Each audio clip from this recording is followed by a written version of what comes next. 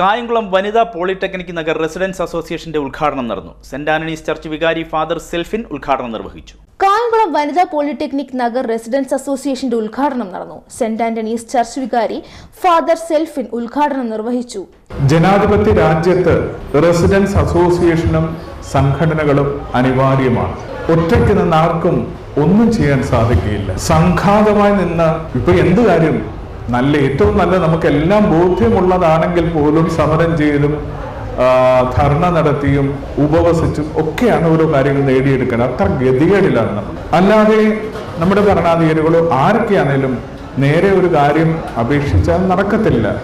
ഇതൊക്കെ ഒരു സംഘബലവും ഒരുമിച്ച് ചേരലും ഒരു ശക്തി പ്രകടനവും ഒക്കെ വരുമ്പോഴാണ് പല കാര്യങ്ങളും സാധിച്ചെടുക്കാൻ സാധിക്കും. ഇതൊക്കെ നമ്മൾ കണ്ടുകൊണ്ടിരിക്കുന്ന കാര്യങ്ങളാണ്. അല്ലെങ്കിൽ നമുക്ക് ഇങ്ങനെ റിലേ സത്യാഗ്രഹവും മറ്റു കാര്യങ്ങളും ഒന്നും ആവശ്യമില്ല. ഭരണത്തിരിക്കുന്നവരൊക്കെ ഇതൊക്കെ അനിവാര്യമാണ്, ജനങ്ങൾക്ക് ആവശ്യമാണെന്ന് ബോധ്യമുണ്ടെങ്കിൽ അതൊക്കെ ചെയ്യാവുന്നതേ ഉള്ളൂ.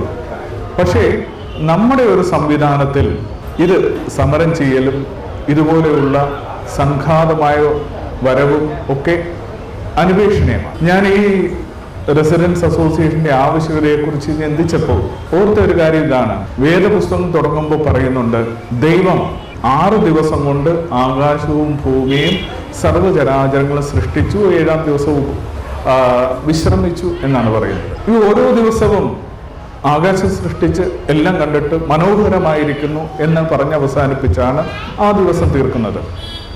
അടുത്ത ദിവസം ആഴിയെ സൃഷ്ടിച്ച് അതിൽ ജീവജാലങ്ങളെ മത്സ്യങ്ങളെയൊക്കെ സൃഷ്ടിച്ചതിന് ശേഷം അതിനെയൊക്കെ ഒന്ന് നോക്കിക്കണ്ട് മനോഹരമായിരിക്കുന്നു. അങ്ങനെ ഓരോ ദിവസവും സൃഷ്ടികർമ്മം കഴിയുമ്പോൾ വളരെ ചാരിതാർത്ഥ്യത്തോടെ മനോഹരമായിരിക്കുന്നു, സുന്ദരമായിരിക്കുന്നു എന്ന് പറഞ്ഞ് അവസാനിപ്പിച്ചുകൊണ്ടാണ് 7-ാം ദിവസം വിശ്രമത്തിലേക്ക് പോകുന്നത്. എന്നാൽ 7-ാമത്തെ ദിവസം കഴിയുമ്പോൾ മനുഷ്യനെ നോക്കുമ്പോൾ ദൈവം പറയുന്നു, അവൻ ഏകനായിരിക്കുന്നത് നന്നല്ല, അവൻ ഒറ്റയ്ക്കായിപ്പോയി, അത് നല്ലതല്ല. ഈ 6 ദിവസവും എല്ലാം മനോഹരം, സുന്ദരം, എല്ലാം സ്വസ്ഥം എന്ന് പറഞ്ഞ ദൈവം ഒറ്റൊരു കാര്യത്തിലേ പറഞ്ഞുള്ളൂ, അവൻ ഏകനായിരിക്കുന്നത് നല്ലതല്ല. ചടങ്ങിൽ 2023-24 വർഷങ്ങളിൽ പ്രൊഫഷണൽ കോഴ്സുകളിലും SSLC +2 തലങ്ങളിലും ഉന്നത വിജയം നേടിയ വിദ്യാർത്ഥികളെ ആദരിച്ചു. പ്രസിഡന്റ് ഷംസുദ്ദീൻ അധ്യക്ഷത വഹിച്ച യോഗത്തിൽ സെക്രട്ടറി ഷൌക്കത്ത് സ്വാഗതം ആശംസിച്ചു. തുടർന്ന് നടന്ന ചടങ്ങിൽ ആതുര സേവന രംഗത്ത് പ്രവർത്തിക്കുന്ന R ഭദ്രന് ആദരവ് നൽകി. രക്ഷാധികാരി ജയചന്ദ്രൻ അവാർഡുകൾ വിതരണം ചെയ്തു. വാർഡ് കൗൺസിലർമാരായ AP ഷാജഹാൻ, ഷീബ ഷാനവാസ്, മോഹനൻ, രാമഭദ്രൻ, അഷ്റഫ്, ഹൈദം, ആനന്ദൻ, പുഷ്പമണി, ബാസുര മോഹൻ, നസീമ തുടങ്ങിയവർ സംസാരിച്ചു.